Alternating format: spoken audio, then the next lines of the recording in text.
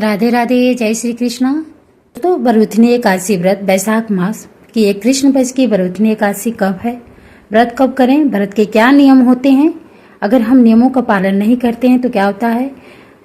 तो आइए सारी जानकारी इस वीडियो के माध्यम से जानते हैं। हमारे शास्त्रों में जो भी है लिखा हुआ है, सभी को पता है एकादशी व्रत बहुत ही पुण्यदायी और प्रभावशाली होती है, और यही किसी विशेष महीने पे पड़ जाए तो और भी प्रभावशाली हो जाती है। जैसे कार्तिक महीना, बैसाख महीना, माघ महीना, ये महीना भगवान विष्णु को प्रिय है और एकादशी व्रत भी भगवान विष्णु को बहुत ही प्रिय है। जो एकादशी व्रत करता है उस पर भगवान विष्णु की असीम कृपा होती है और एकादशी व्रत सभी को करना चाहिए। अगर वो व्रत नहीं कर पाते हैं तो उन दिन जो नियम होते हैं उसका परहेज करना चाहिए, सात्विक भोजन करना चाहिए। और एकादशी व्रत जो करते हैं वो नियमानुसार करें, नियमों को पालन करें, तभी जाके इस व्रत का पूर्ण फल प्राप्त होता है। तो आइए जानते हैं इसका क्या क्या नियम होते हैं जो हमारे शास्त्रों में लिखे हैं, हमारे महात्माओं के मुख से जो बताते हैं, उनके द्वारा मुझे जानकारी कुछ प्राप्त हुई तो मैं आपको इस वीडियो के माध्यम से बताना चाहती हूँ। दोस्तों, एकादशी व्रत 3 दिन के होते हैं। इनके 3 दिन के नियम होते हैं। अगर इन 3 दिनों में ही आप नियमानुसार करते हैं तो आपका व्रत का पूर्ण फल प्राप्त होता है। पहला तो यह है कि दशमी के दिन से ही आपको सात्विक भोजन करना चाहिए और एक ही समय भोजन करना चाहिए। सूर्यास्त के बाद भोजन न करें, अन्न का ग्रहण न करें। अन्न सूर्यास्त से पहले ही आप जो भी खाना हो खा लीजिए, सूर्यास्त के बाद न खाएं और सात्विक भोजन करें, ब्रह्मचर्य का पालन करें। और जब एकादशी का दिन आए, सुबह ब्रह्म मुहूर्त में जितना हो सके 4 बजे, 3:30 बजे, 5, 6 बजे से पहले पहले आपको स्नान कर लेना चाहिए। और ये बैसाख मास है। बैसाख मास में सूर्योदय से पहले स्नान करने का बहुत विशेष फल प्राप्त होता है। यह महीना दान करने का, स्नान करने का है। तो अगर आप रोज नहीं कर पा रहे हैं तो व्रत के दिन जरूर करना चाहिए। कितने लोग होते हैं कि नहाना, सारे काम करने के बाद 8 बजे, 9 बजे, 10 बजे, 11 बजे नहाएंगे, ये ऐसा बिल्कुल ना करें। अब जिस दिन आपका व्रत है उस दिन आपको ब्रह्म मुहूर्त में ही उठना चाहिए और ब्रह्म मुहूर्त में स्नान करना चाहिए, भगवान विष्णु का पूजा करना चाहिए। तो उस दिन आप ब्रह्म मुहूर्त में उठें, स्नान करें और मंदिर में जब आए तभी अपने शरीर पे गंगा जल का छिड़काव करें, पूरे घर में छिड़कें, अपने अंगों पर छिड़कें और मंदिर की साफ सफाई करें। एक चौकी बिछाएं, उस पर भगवान विष्णु, माँ लक्ष्मी की उस पर स्थापना करें और उन्हें पंचामृत से स्नान करें। व्रत का सबसे पहले संकल्प लेना चाहिए। जो भी आपका नाम गोत्र है वो सब बोल करके, तिथि, समय, घड़ी बोल करके आपको एकादशी व्रत का संकल्प लेना चाहिए। किस कामना से कर रहे हैं वो भी कामना बोलना चाहिए। वैसे भगवान विष्णु को ये व्रत समर्पण होता है, उनके चरणों में प्रीत बढ़ाने के लिए होता है।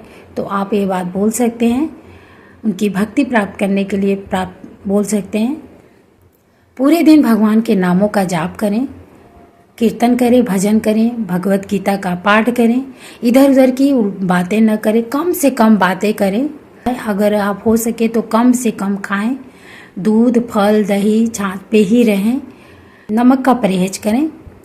जो व्रत नहीं करते हैं वो सात्विक भोजन करें, वो भी इसी नियमानुसार के पूजा पाठ करें। अगर वो व्रत करने में असमर्थ हैं तो शाम को एक बार वो नमक ले सकते हैं। अगर कोई नमक बिना नहीं रह पाता है, कोई प्रॉब्लम है, तो शाम को एक बार नमक लेना चाहिए। नमक खाने का मतलब नहीं है कि अगर आप खा रहे हो तो पूरे दिन खाते रहो, एक बार नमक ले लो, वो भी शाम को नहीं ले सकते। अगर रह सकते तो बिना नमक के ही रहना चाहिए। एकादशी व्रत भगवान विष्णु का व्रत बिना नमक का ही होता है, नमक का ही लेना चाहिए, तभी जाके हमें व्रत का पूर्ण फल प्राप्त होता है। यह व्रत सभी पापों को नष्ट करने वाला। तो जो प्रारब्ध में हमारे जो पाप हुए होते हैं वो भी पाप हमारे एकादशी व्रत से नष्ट हो जाते हैं। ये व्रत में महाव्रत माना गया है, भगवान विष्णु को बहुत ही प्रिय है। माँ लक्ष्मी की कृपा प्राप्त होती है और जीवन में सुख, शांति, समृद्धि, सौभाग्य का आगमन होता है। वही इस दिन माता लक्ष्मी और तुलसी जी की पूजा करने से भगवान विष्णु जल्दी प्रसन्न होते हैं। ऐसे में आइए जानते हैं अप्रैल माह की अंतिम एकादशी तिथि, शुभ मुहूर्त, पूजा विधि और पारण का समय। बैसाख मास की कृष्ण पक्ष की एकादशी को बरूथनी एकादशी कहा जाता है। वैदिक पंचांग के अनुसार बैसाख महीने की कृष्ण पक्ष की एकादशी तिथि 23 अप्रैल बुधवार शाम 4:33 43 से शुरू होगी और 24 अप्रैल गुरुवार को दोपहर 2:32 तक रहेगी। ऐसे में बरउथनी एकादशी का व्रत 24 अप्रैल गुरुवार को रखा जाएगा। वही अगले दिन यानी 25 अप्रैल को इसका पारण किया जाएगा। देखिए, भगवान विष्णु को दोनों प्रिय है, गुरुवार का दिन, बृहस्पतिवार का दिन भी और एकादशी व्रत दोनों एक ही दिन पड़ा। और बैसाख का महीना तो आप समझिए कि महीना भी भगवान को बहुत प्रिय है, दिन भी बहुत प्रिय है, व्रत भी बहुत प्रिय है। तो आप ये व्रत बिल्कुल मत छोड़िएगा। इस महीने का जो नहीं करते एकादशी उनको भी एकादशी व्रत जरूर करना चाहिए और सभी नियमों का पालन करना चाहिए। जो मौसम के अनुसार चल रहा है फल उनका दान करें, उसका सेवन करें, ज़्यादा से ज़्यादा जल का दान करें, क्योंकि ये बैसाख महीना है। बैसाख महीने में जल का दान का विशेष महत्व है।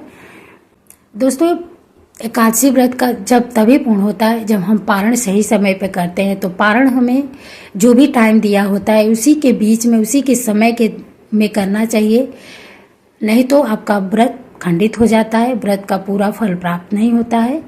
तो हमेशा ध्यान दें कि जो व्रत का टाइम दिया होता है, समय रहता है, निर्धारित समय जो होता है उसी के बीच में करना चाहिए। और भगवान के चरणामृत, गंगा जल और तुलसी दल से ही पहले अपने व्रत का पारण करें। जब तक आप पारण न करें उसके पहले आप पानी वानी कुछ भी न खाएं। जब वो समय आए तभी जाके उसी समय में आपको जल लेना है, गंगा जल से, तुलसी दल से आपके व्रत खोलना है, व्रत का पारण करना है। उसके बाद आप कुछ खाइए। हमेशा द्वादशी तिथि में ही व्रत का पारण करना चाहिए। कभी कभी समय जल्दी होता है तब भी आपको उस समय गंगा जल, तुलसी जल से अपने व्रत को खोल लें। किसी भी व्रत के अगले दिन पारण का विशेष महत्व होता है। 2025 में बरउथनी एकादशी व्रत का पारण 25 अप्रैल शुक्रवार को किया जाएगा।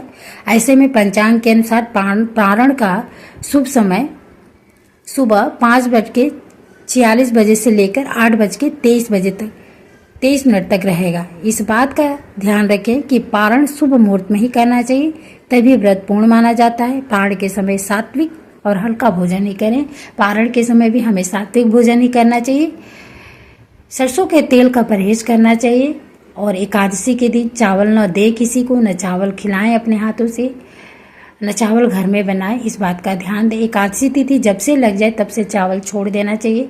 न खुद खाना चाहिए, न किसी को खाने अपने घर में न उसे बनाना चाहिए। और द्वादशी के दिन सरसों का तेल का विशेष परहेज होता है। उस दिन सरसों का तेल न छुए और ना ही खाए, न किसी को दे। दोस्तों, आपने हमेशा सुना है कि एकादशी के दिन तुलसी में जल न दें, पूजा न करें, लेकिन एकादशी के दिन तुलसी माता की विशेष पूजा पाठ की जाती है, क्योंकि तुलसी भगवान विष्णु को, हरि को अति प्रिय है और उनको भोग में जरूर तुलसी डालें और एक दिन पहले ही उसको तोड़ के अपने घर में रख लें। मंजरी हो तो मंजरी भगवान को जरूर अर्पण करें।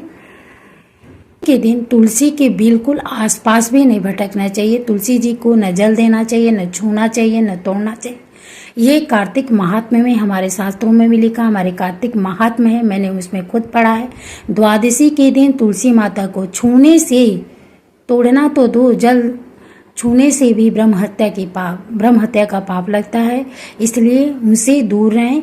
एकादशी के दिन आप विधिवत माँ तुलसी की पूजा करें, उन्हें चंदन, रोली, हल्दी चढ़ाएं, दूध, गंगा जल सब चढ़ाएं, उनको जल दें और उन्हें चुनरी उठाएं, श्रृंगार करें, क्योंकि उस दिन माँ लक्ष्मी विशेष कृपा प्रदान करती हैं। अगर तुलसी माँ की हम विशेष तरह से पूजा पाठ करते हैं तो ये गलत बात है। कहीं नहीं लिखा हुआ है कि तुलसी जी में जल न दो। तुलसी जी की विशेष पूजा होती है एकादशी के दिन। आप द्वादशी के दिन बिल्कुल न छुएं, ना आप जल दें, न तोड़ें, न स्पर्श करें, क्योंकि उस दिन बहुत बड़ा दोष लगता है। इस बात का हमेशा ध्यान दें। आप कहीं और से भी पता कर सकते हैं। जहाँ तक मुझे जानकारी है मैंने आपको बताया, क्योंकि मैं खुद एक कार्तिक महात्म्य में पढ़ी हूँ, विष्णु पुराण में पढ़ी हूँ और बहुत सारे महात्माओं के मुख से भी सुनी हूँ। तो आप इस बात का ध्यान दें। द्वादशी के दिन तुलसी का स्पर्श बिल्कुल ना करें।